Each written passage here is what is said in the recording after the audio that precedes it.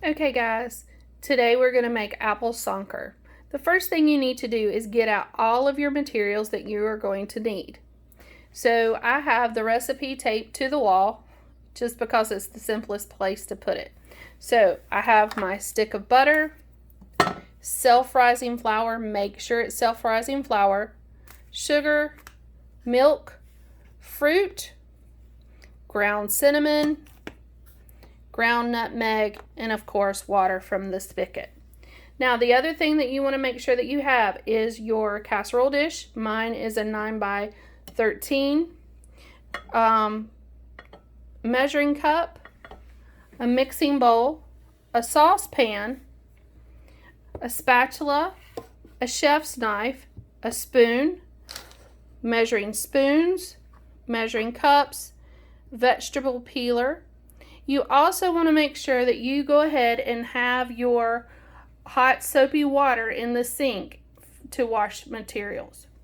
Okay, so the first thing that we have to do, according to the recipe, is place 1 stick of butter in our casserole dish and put it in the oven as it preheats to 325. So right now I'm going to put my butter in my pan. Okay, I have my butter in my pan. I'm going to come over to my stove and I'm going to turn it to bake and turn it to 325. Now on my stove, if you can see, I have to use the notch between 300 and 350. Okay, so we're going to put the butter in the oven. Don't have to do anything special except set it on the middle rack of the oven. Okay, now once that's done, we're going to peel our apples. Now for this recipe you need 2 cups of fresh fruit, so that's about, of the apples that I have, they're kind of small, it's going to be about 5 to 6 apples. Now I've already washed my apples and now I'm going to peel them. If you don't have a vegetable peeler, you may use a paring knife to peel your vegetables. Okay, to peel an apple with the vegetable peeler, mine's a ceramic peeler, so it's very sharp. What you're going to do is scrape the peeler across the fruit, just like this, making sure that you keep your fingers out of the way at all times because this will cut your fingers open. Okay, if you run across a bad spot like this one right here, you're just going to simply go across it an extra time and that will take the bad spot out. Okay, now the one thing that you want to make sure about is when you are peeling the apples, you do not want to peel them too early and then go do something else. They will turn brown. Okay, so I've got this first one peeled almost. When you get up here around the stem, you just want to make sure that you keep going around and get it. You want to use as much of the fruit as possible. Okay, so I'm going to peel the rest of the apples and then I'll be back.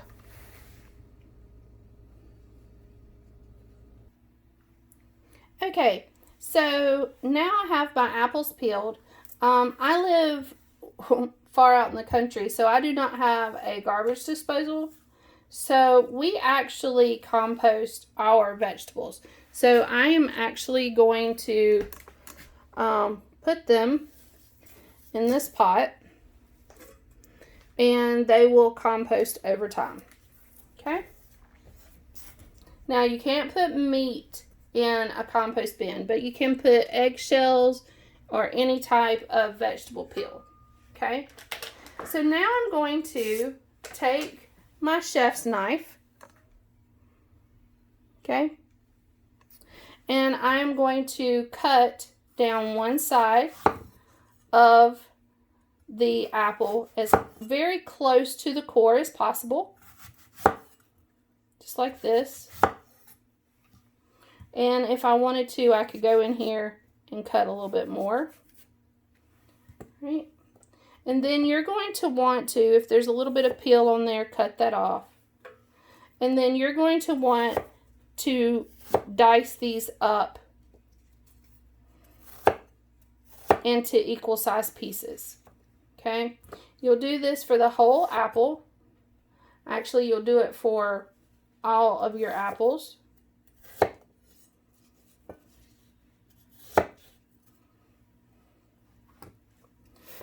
One thing you want to make sure of with using the chef's knife is that you keep your fingers out of the way. If not, you will cut your fingers open. These knives are very sharp. I'm going to do this last piece here.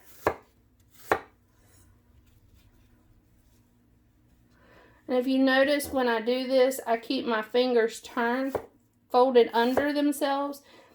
If you keep your fingers flat, you have a stronger chance of cutting them, so keep your fingers curled, okay? Then I'm going to put the apple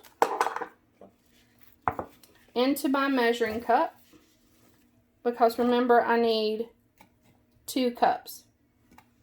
Now, you can have a little extra apple. That's not an issue in your pie or cobbler.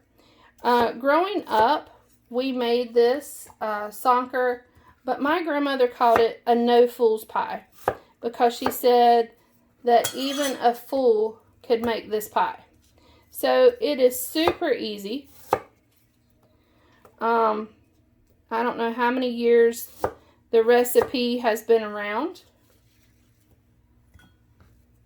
Now, the one thing you have to remember when you're measuring out these apples is apples, when you put them in the measuring cup, if you notice, there's a lot of air in between here. So I'm actually going to round this cup up and not just go to the 2 cup mark. And the reason for that is because of all the air that's in there. So I'm going to finish cutting up these apples and we'll be right back. So as you can see, I've got my measuring cup rounded up and I still had an extra apple.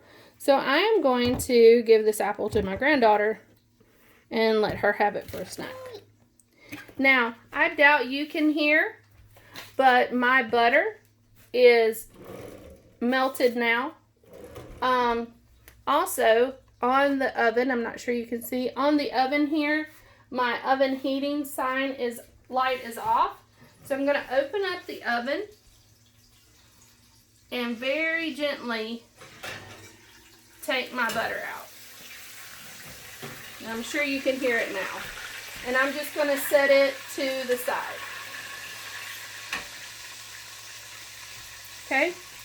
So, now we're going to put our apples.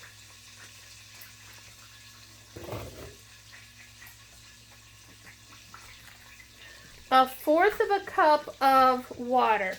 Now, a 1/4 of a cup of water, you see a 1/2 a cup. This line right here is a 1/4 of a cup.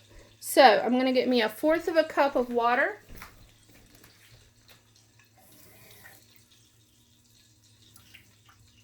Which is not much water at all. Pour it in my pot. I need 1 tablespoon of cinnamon. Here is my 1 tablespoon. Now, here's a trick with cinnamon. When you open up a thing of cinnamon like this, it has the holes, okay? Take those off and get your cinnamon out this way, because it makes it so much easier. So I'm going to put my 1 tablespoon of cinnamon. You want it level. I got a little much. I need 1 teaspoon of nutmeg.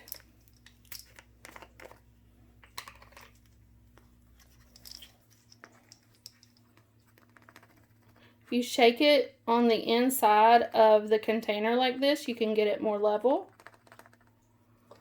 And my family loves spices, so if I get a little extra spice in there, they're not going to mind at all. Now I need to add 2 tablespoons of sugar to my apples. And I have a small container of sugar here. So I'm going to shake that off. 1, 2. And then I'm going to put this on medium heat and bring it to a boil. Okay? So medium heat on my stove is about a medium high. My stove is very old. You're going to take a spoon and just gently turn the apples. The only thing you're trying to do is get the apples a little moist so they're not so hard in your cobbler. Okay? While I'm waiting on that to come to a boil, I'm going to mix my dry ingredients in a large bowl. Okay? So for my dry ingredients, I need 1 cup of self-rising flour,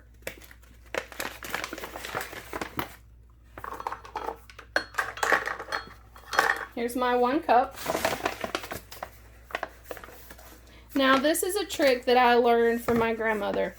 If you take your measuring cup and rub it on the side of the bag, you'll get a level cup. Okay, so I need 1 cup of self-rising flour. Okay, I need 3/4 of a cup of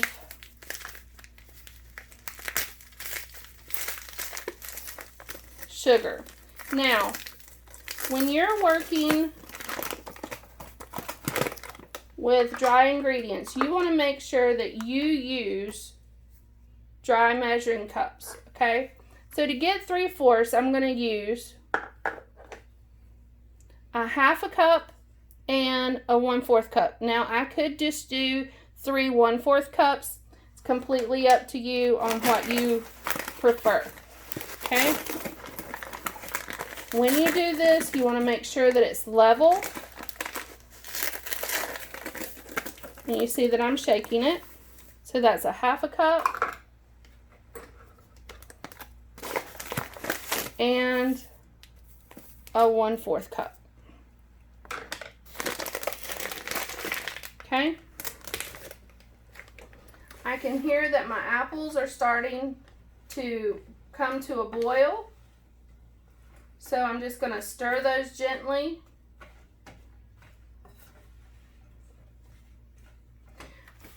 One thing that I forgot to get out, I'd have to mark myself off, is I forgot my whisk. Okay? And so now I need 3/4 of a cup of milk.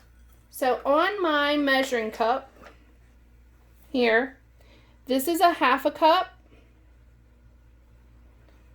This is 3/4 of a cup. Okay? So I'm going to measure up to right there, 3/4 of a cup of milk. And it's best to do that on a flat surface. Okay? Now, I've got my dry ingredients in. I whisk them together. I'm going to add about 1/3 of my milk. You don't have to be completely accurate with that. You just want to add a little bit of it at a time. I'm going to add some more.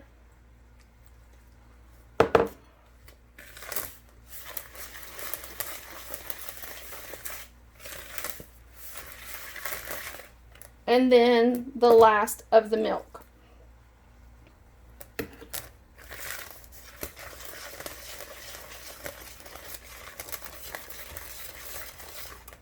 And you want to make sure that you mix it very well. Okay, you can see how smooth that is. It's very runny, and that's the way it should be for a Sonker. Okay, so I'm going to put that in my sink. Alright, so my apples are almost ready. Doesn't take much because you just want them a little soft. Okay, so while they're finishing, I'm going to move this fruit out of my way.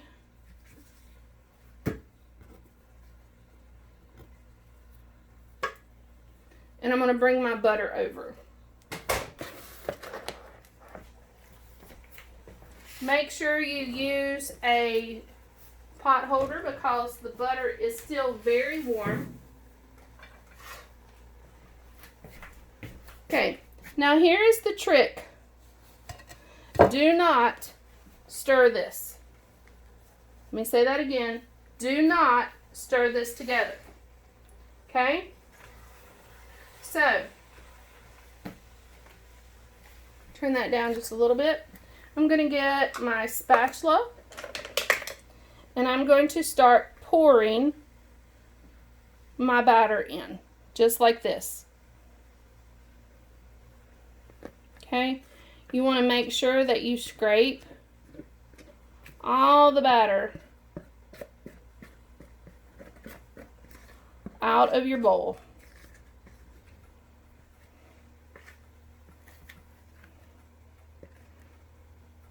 Again, do not stir or mix, ever how you want to say it, do not mix your butter and your batter. Okay? We're going to put that in our soapy water. Our apples should be done. So this is what our apples look like. They're nice. Everything's coated well. And I'm going to now scoop my fruit into my batter. You want to gently spread it out. Just like this. You are not going to stir your batter and your fruit. Once it's baking, the batter will actually bake up and around your apples. Now, you can use frozen fruit for this. The only thing is you must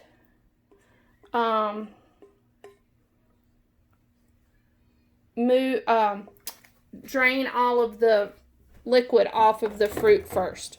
Okay, so now it's ready to go in the oven, and we'll bake it for 30 to 40 minutes.